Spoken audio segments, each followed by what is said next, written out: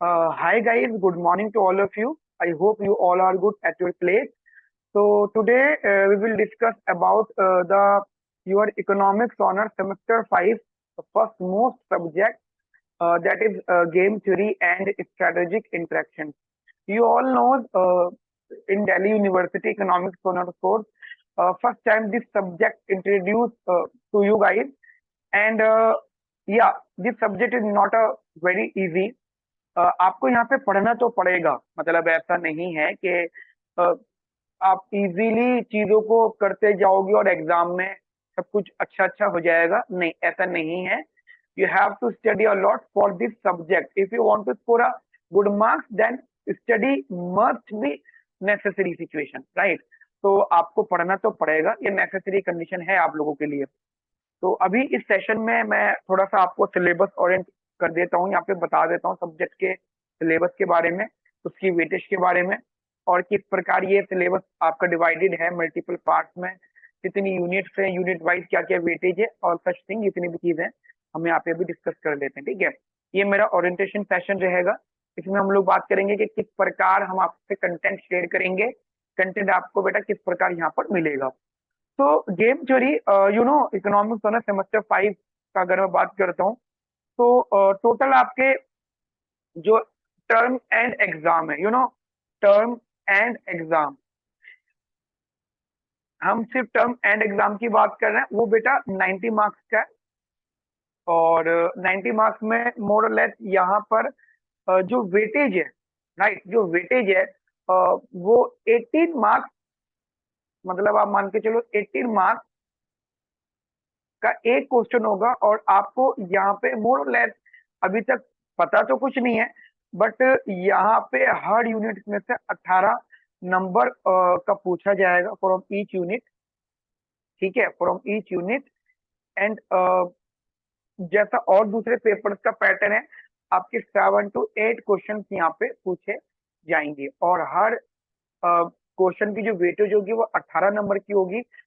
हर unit में से आपका 18 मार्क्स का तो कम से कम पूछा जाएगा. ठीक है, अगर हम सिलेबस की बात करें तो बेटा वी हैव 5 यूनिट. ठीक है, तो सिलेबस के तौर पे वी हैव 5 यूनिट, जिसमें यूनिट नंबर 1 जो हमारा फ्रेम होता है, पहले unit number 1, that is complete information, that is complete information,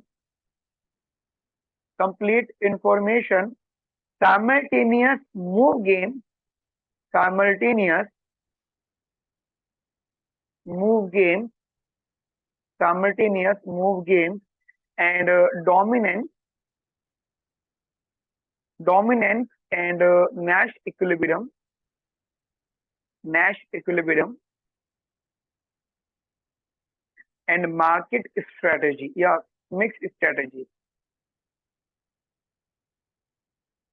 right. So this is the unit number 1, and mixed strategy, Nash equilibrium. तो guys this is the unit number 1, और इसकी जो weightage है, अगर आप एक क्वेश्चन का भी मान लें तो आपका इसमें 18 मार्क्स का यहाँ से पेपर पूछा जाएगा बेटा, राइट. तो 18 नंबर की बेटा यहाँ पे इसकी वेटेज है. सेकंड है हमारे पास में unit number 2. We have unit number 2, that is complete information, complete information, extensive form game, form game, and the sequential rationality and rationality and sub game perfection, and sub game perfection, right. And no doubt इसकी भी weightage कितनी बेटा, 18 number की weightage, इसकी 18 marks की weightage. और उसके बाद में आपका आएगा unit number 3.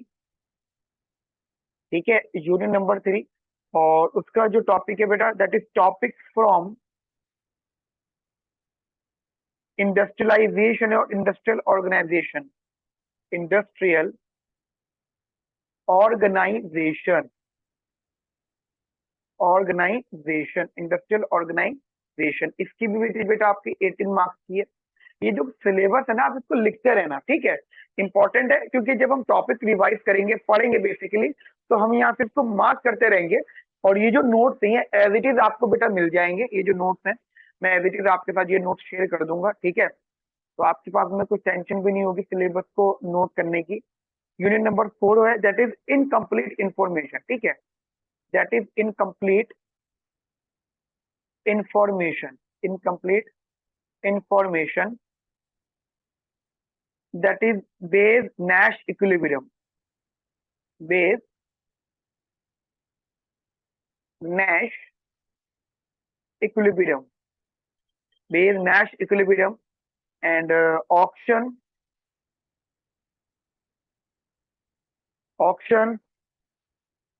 and after that moral hazard,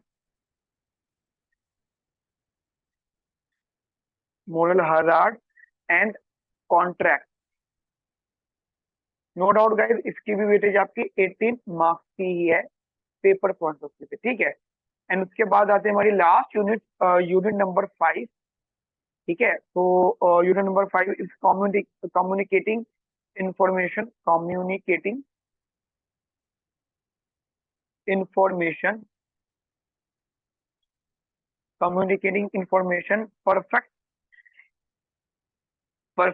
Bayesian, perfect Bayesian equilibrium, perfect Bayesian equilibrium, job market, and signaling, and reputation, ठीक है। तो this is our fifth unit, और इसकी भी बेटा वेटेज जो है वो 18 मार्क्स की है। तो अब ये देखिए आपके पास ये 5 यूनिट्स हैं, ठीक है। और इनका जनरली जो रीडिंग्स आपको इन्होंने फॉलो करवाई है, तो एक तो मेन रीडिंग आपकी ऑसबॉर्न है, ठीक है। तो जैसे ऑसबॉर्न चैप्टर नंबर 2 यहाँ पे आपको रीड करना है, सबसे ज्यादा इंपॉर्टेंट। और एक वॉटसन है, ठीक है। वो 2 ही रीडिंग्स आपको उन्होंने फॉलो करवाई है, बस आपको करना यही होगा बेटा कि जो जो मैं आपको यहाँ पे करवाता जाऊंगा क्लास में, वो बेटा आपको कॉपी में अच्छे से नोट करना है। और साथ में जो क्लास नोट है ये भी मैं आपको बेटा यहाँ पे फॉरवर्ड कर दूंगा, तो मैं आगे भी बात आपको। अच्छा, तो एक तो छोटी सी बात ये होगी, जनरली मैं आपको एक वेटेज और डिस्कस कर देता हूँ, जो हमारे अदर थिंग्स होंगे ना, जो दूसरी चीज है उसके अकॉर्डिंगली। तो this is the meeting minute, ठीक है, जिसमें इन्होंने हमें जो बताया है गेम थ्योरी का, या या तो गाइस 2 ही हमें रीडिंग टैब फॉलो करनी है, एक ऑसबॉर्न और एक वॉटसन, इसके अलावा और कुछ भी नहीं है, ठीक है। एंड क्योंकि मैंने यूनिट नंबर 1 2 3 4 5 लिख दिया, प्रॉपर में सिलेबस को जरूर लिखना, रेफरेंसेस लिखने की जरूरत नहीं है आपको, लेकिन आपको ऑसबॉर्न में से चैप्टर नंबर 2 फॉलो करना है और वॉटसन में से चैप्टर 4 एंड 11 फॉलो करना है। एंड आफ्टर दैट यूनिट 2 के लिए आपको ऑसबॉर्न का चैप्टर नंबर 5 फॉलो करना है, ठीक है। और कुछ इन्होंने टॉपिक एक्सक्लूड भी करें, तो वो चीज आप थोड़ा सा दिमाग में रखना, ठीक है ना। आफ्टर दैट यूनिट 3 के लिए हमें ऑसबॉर्न का चैप्टर 3 फॉलो करना है, ठीक है बेटा। और जिसमें से उन्होंने कुछ कंडीशन दिए हैं वो फॉलो कर लेंगे। और चैप्टर नंबर 6 है ऑसबॉर्न को, वही देखना है। और यूनिट नंबर 4 में वॉटसन का चैप्टर 24 25 26 27 ह्यूज, ठीक है, बहुत सारा है, बहुत सारा पढ़ना होगा यहाँ पे। तो ये सब चीजें हम लोगों को यहाँ पे फॉलो करनी है। एंड आफ्टर दैट यूनिट 5 में that is communicating information, perfect Bayesian equilibrium, job market, signalling and reputation, इसके लिए वॉटसन का यूनिट वॉटसन का चैप्टर 28 एंड 29 स्टडी करना है बेटा, ठीक है। तो इस चीज को आप थोड़ा सा दिमाग में रखना। अच्छा, आपकी जो इंटरनल असेसमेंट 30 मार्क्स के, जिसमें आपके 2 टेस्ट होंगे, ठीक है, 2 क्लास टेस्ट होंगे। उनको जो सिलेबस आपका मोस्टली रहेगा, पहले टेस्ट का तो सिलेबस यूनिट 1 और 2 रहेगा, जो कुछ कॉलेजेस में ऐसा होना है। और बाकी का जो सिलेबस है वो इंटरनेट टेस्ट में सेकंड में पूछ लिया जाएगा। मतलब ये दिल्ली स्कूल ऑफ इकोनॉमिक्स से स्ट्रिक्टली इंस्ट्रक्शंस हैं, ये चीज ना वो लोग भी फॉलो करते हैं। मतलब जो इनके क्लास टेस्ट होते हैं, उस क्लास टेस्ट में कंप्लीट सिलेबस पूछ लेते हैं। हाँ, कोई कॉलेज हो सकता है इस चीज को फॉलो ना करे, बट इनके स्ट्रिक्टली इंस्ट्रक्शन है कि आप वही चीज सिलेबस में, इंटरनल के सिलेबस में दे दो जो आप एक्सटर्नल में पूछने वालों सारा। उससे बच्चे की तैयारी पहले हो जाएगी। और आपके बेटा 6 मार्क्स अटेंडेंस करेंगे।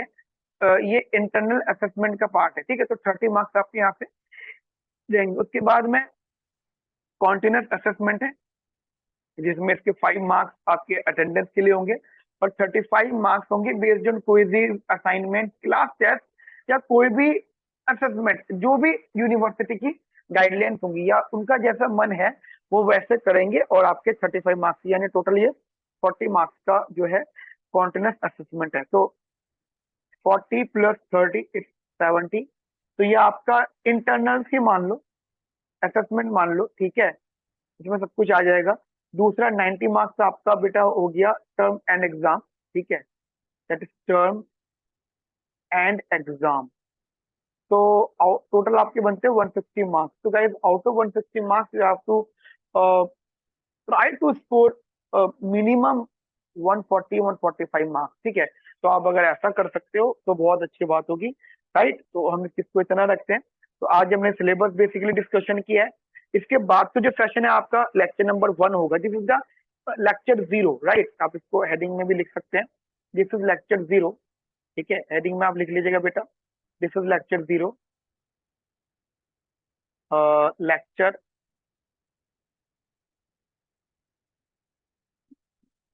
00, ठीक है। तो this is my lecture 00, okay. तो